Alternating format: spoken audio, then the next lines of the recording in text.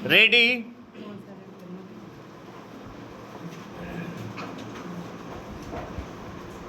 पहले हम जिस हवा में सांस लेते थे वह शुद्ध और ताज़ा हुआ करती थी, लेकिन बढ़ते औद्योगिकीकरण और पर्यावरण में जहरीली गैसों की सांद्रता के कारण हवा दिन प्रतिदिन और अधिक जहरीली होती जा रही है। साथ ही ये गैसें कई श्वसन और अन्य बीमारियों का कारण हैं। इसके अलावा जीवाश्म ईंधन के जलने, वनों की कटाई जैसी तेजी से बढ़ती मानवीय गतिविधियां वायु प्रदूषण का प्रमुख कारण हैं।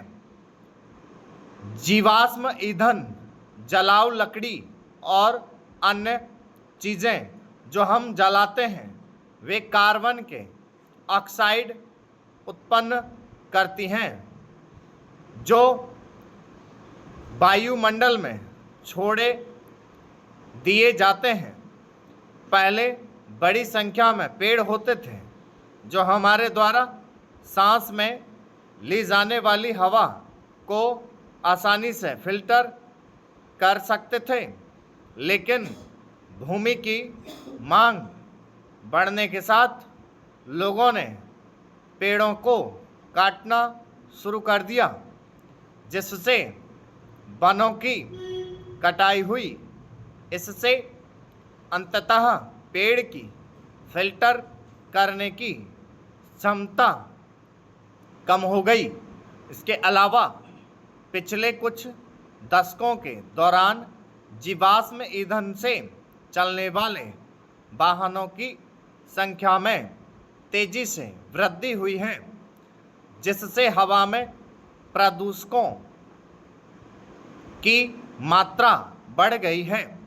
इसके कारणों में जीवाश्म ईंधन और जलाऊ लकड़ी का जलना, कारखानों से निकलने वाला धुआं, ज्वालामुखी विस्फोट, जंगल की आग, बमबारी, क्षुद्रग्रह, कार्बन ऑक्साइड और कई अन्य शामिल हैं। इसके अलावा कुछ अन्य वायु प्रदूषक भी हैं, जैसे औद्योगिक अपशिष्ट, कृषि अपशिष्ट, बिजली संयंत्र, तापीय परमाणु संयंत्र आदि।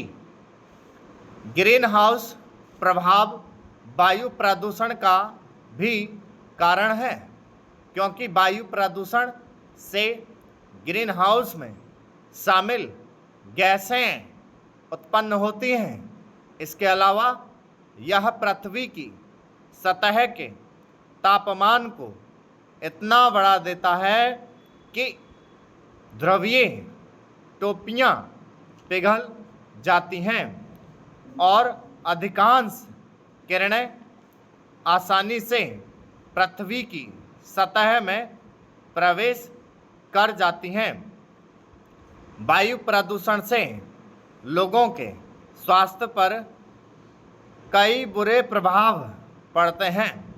यह मनुष्यों में कई त्वचा और श्वसन संबंधी विकारों का कारण बनता है।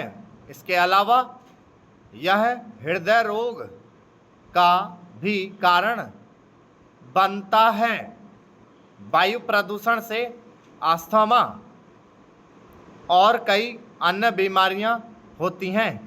इसके अलावा यह फेफड़ों की उम्र बढ़ने की दर को बढ़ाता है, फेफड़ों की कार्य क्षमता को कम करता है, श्वसन प्रणाली में कोशिकाओं को नुकसान पहुंचाता है। यद्यपि वायु प्रदूषण का स्तर एक गंभीर बिंदु पर पहुंच गया है, फिर भी ऐसे तरीके हैं जिनसे हम हवा से वायु प्रदूषण की संख्या को कम कर सकते हैं। अधिक से अधिक पेड़ लगाकर वायु की गुणवत्ता में सुधार किया जा सकता है। स्टॉप।